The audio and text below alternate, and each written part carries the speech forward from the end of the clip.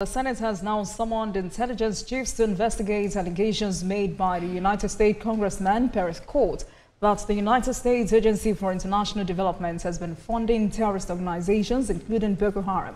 The House of Reps has also set up an ad hoc committee to investigate these allegations made by U.S. Congressman Scott Perry that the United States Agency for International Development is involved in funding Boko Haram and other terrorist organizations in Nigeria. The 15-member committee chaired by Victor Obuzo has also been tasked with probing the activities of non-governmental organizations operating in Nigeria, including their identities, sources of funding, and expenditure. The ad hoc committee has been directed to report back to the House within 2 weeks for further legislative action. Let's get some insights into this developing story. Joining me tonight from Abuja studio is Engineer Hammanyero, retired naval officer, policy analyst, and security consultant. Good evening to you, Engineer Nuruddin. Thank you very much for joining us on Politics Tonight. Good evening, Olajumoke. Thank you for having me. Thank you so much. The U.S. ambassador to Nigeria, Richard Mills, has now dismissed allegations that the U.S. Agency for International Development funds Boko Haram or other terrorist organizations. But the Senate has summoned the heads of intelligence institutions in the country. What was your first reaction to this recent development? Yeah, his dismissal at this early stage is unwelcome. And Nigerians need to understand, more so Scott Perry is not a Nigerian. Scott Perry is not a black man from any part of the African countries. Scott Perry is a politician and also a Republican who happens to be in the same party with the current president. And also, Scott Perry has no any form of ties with Nigeria. So just like as the saying goes, there is no smoke without fire.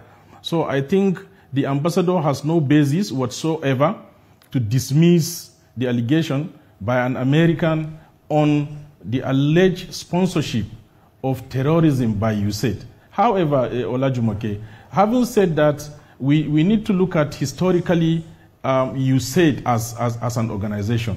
The act that establishes them even in America, both the one that is openly known to many because they have presence in over 100 countries in the world.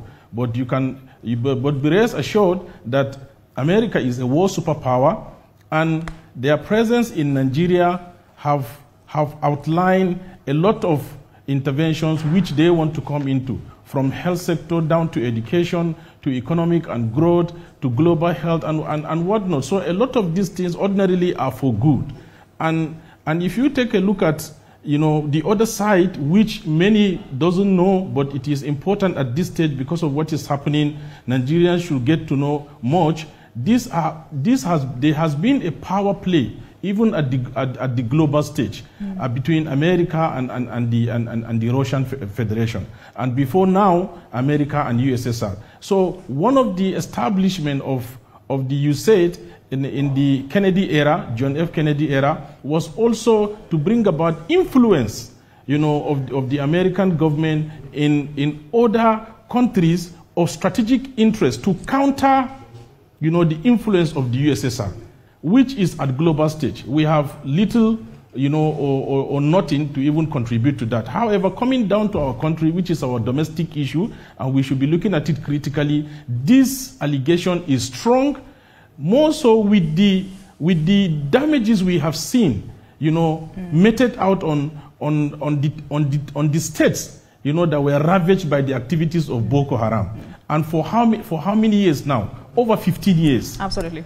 So many people have died, businesses have been shattered, economic activities have gone down, so many have been displaced. Numerous to mention, you can't even quantify. Absolutely. So if somebody, so now that the House of Reps, 63 years of presence. So now that the House of Reps has set up an ad hoc committee to investigate these allegations, including the NGOs in the country, the House will be back in 2 weeks for further legislative action on this security national issue. You're a security consultant, so what do you think they should be focusing on? Where do they begin? When these intelligence chiefs appear before the Senate, what are the questions we should be asking? before doing that, we should first of all look at our relationship with the United States. We have a lot to gain. At the same time, we have a lot to lose if this thing goes wrong. That means sincerity of purpose and sincerity in discharging, our duty with respect to this investigation to ascertain the actual, the allegation raised on these people, whether it is true or not, is important, and it should be made open. Because I want to tell you something. You said sponsorship of so many activities in Nigeria, one of which is very much critical to us is about our health. And I can tell you today, I made a rough estimate after my research, discussing with a lot of people in the health sector. Already, you said as at this month, and even coming down to March, they have stopped paying some of their staffs. That's one. Secondly, they have stopped extending, some of their development around, structures in a bid to expand their activities. And then three, they will begin to fold up, in their activities in the country. Now, what does that have to do with our health sector? For 63 years, we have been leveraging on the USAID aid in the health sector. First of all, I just want to talk about, forgetting the other 6, because about 7 sectors in our economy, USAID have influence. Now, if you just look at the health sector, particularly in the angle of the HIV and AIDS, looking at our prevalence rate in our population of 1.3%, Jumoke, we have 1.9 million Nigerians today that are HIV patients. And they take free drugs as a result of USAID intervention. Now, if this allegation goes wrong and USAID fold up from Nigeria, these guys will begin to pay for their, let's even put it at 50%. If they will begin to pay for their medicine, and their monthly medicine based on my research is about 3 million naira without test. And if you put it by the estimate of 1.9 million, this is about $1.7 billion on every, on the 1.9 million patients, or on 50% of them. And how have we empowered our, pharmaceutical industries to cater for this? So I really will implore that we should be very careful. We should be very sincere in this investigation. All right. Yes, like I said initially, there is no smoke without fire. Nigeria should do everything necessary. I like the tempo. The Senate President have spoken. The House of Representatives have spoken. The National Security Advisor is a man known with character and uncompromising. I'm sure he will be at the center of this. Right. That means caliber of people that will be assembled, to go into this investigation. We will be very comfortable with them, and I hope to see that happen. And if it kicks off, we Nigerians will have to be, kept abreast, while considering maintaining diplomatic ties with America, because we have a lot to gain and we have a lot to lose. Right. So in other words, you agree that failure to investigate this claim could embolden criminal groups and exacerbate Nigeria's security challenges. Is that it? Yes, because let me tell you, the Trump administration, as soon as he comes into power, guess what he has done to America? He introduced a department called Department of Government Efficiency. And he now, gave the leadership of this new department he has established. He has given it to a renowned business mogul, Elon Musk, who is known with one of his famous,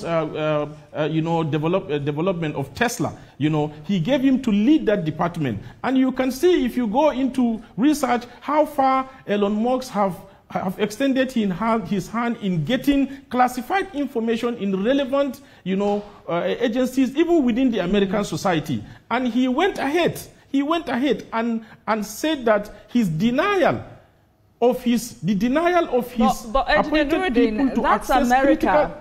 Yes. That's America, and you would agree with me that American leaders will do everything. Can you hold on? American leaders will do everything to protect their own citizens. But is this a wake-up call for us as a country? And I'm asking this question because I was listening to a retired Commodore who says America will always do everything in the best interest of America. and that when it comes to espionage, sabotaging the interest of, you know, other nations, especially developing or underdeveloped countries, countries like America, Germany, and Russia will always do everything in the best interest of their countries. How important is it that we put our house in order?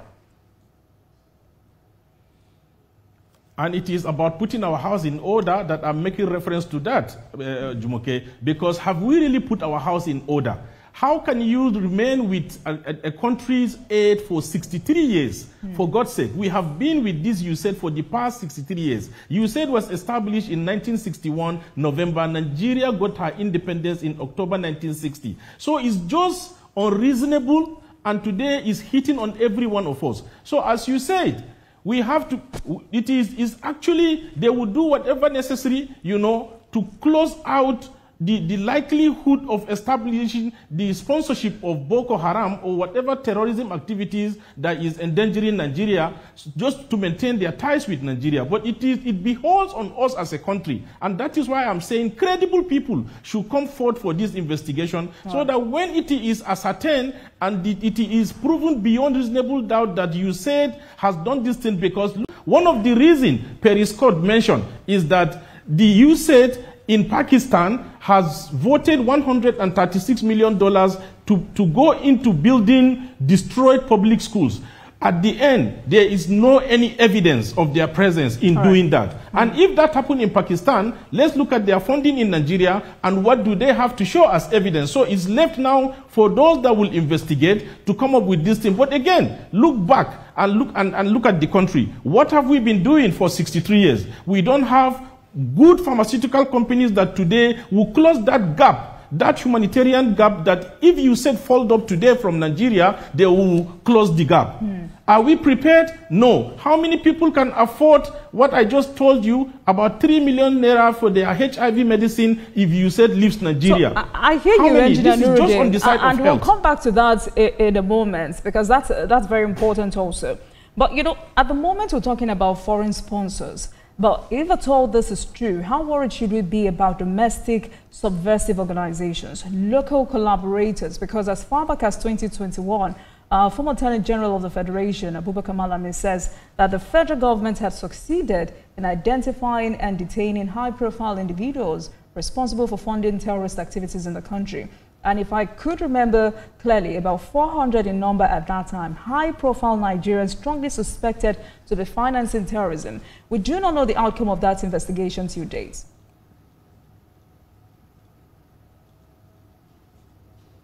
And this goes down to our insincerity as a nation. If you are saying from 2021, about 400 Nigerians, notable Nigerians found to be sponsoring, you know, this kind of activities, and yet nothing has been done to them. The matter has been swept away. Nigerians are not aware of anything happening. This comes down to us as a country that if care is not taken, we'll continue to go on this trajectory, and the future of the unborn generation will not be guaranteed. There will be nothing left for us in the country. And this is why we should be very careful. Yes, we should investigate to find out what you said have been doing in Nigeria with respect to the allegation. If true, we have other avenues to remedy the damages they have done. For example, we can sue them in the International Criminal Court and claim damages of people they have killed, of businesses they have destroyed, of people they have displaced, of states they have ravaged. We can do all this as a nation, and this will bring about diplomatic, you know, discussions between Nigeria and US to see how they can settle those damages and still continue with the relationship, knowing fully well that we now are abreast of what they are doing in our country. You know, it is on us to do that, and that is why sincerity is very, very essential. If you cannot demonstrate to a foreign ally that you care about your country, how then do you expect your foreign ally, you know, to do your job for you? I don't think you said we'll go to South Africa and do this. I don't think you said we'll go to Rwanda and do this. Apart from sincerity of purpose, does this also demonstrate a lack of commitment by past administrations to ending Boko Haram in Nigeria? If till date the former AGF assertively says there are high-profile individuals financing Boko Haram, but naming and shaming them would affect interrogation. And I wonder, how long shall we continue this way? Our soldiers die every day on the battlefield. Displacements of over 1 million citizens due to terrorism, but we keep protecting the names of these alleged saboteurs. The Buhari administration, before he came into power, he promised Nigerians that all those that have stolen the country's, resources, he will name and shame them. But 8 years down the line, he left his office. There was nothing like, as such. Yes, a few ones were arrested. Some were taken to prison and later bailed. And today they are moving around with their own security, for escort, even as criminals yet celebrated. But again, if you look at, it's not just the Buhari administration. It's not just the last 8 years. You ask yourself, the current dispensation is 25 years today. The current political generation is 25 years, which is the fourth generation. And when the terrorism started in Nigeria, since early 2001, which is like 2 years after the first the president, which is President Olusegun Obasanjo, who came in 1999.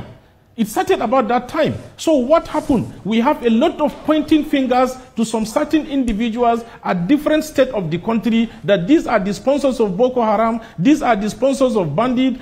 Of recent Olajumoke, even the CBN governor that I just heard, there was a forfeiture in some of the monies alleged to have found in his own disposal, was accused of sponsoring terrorism.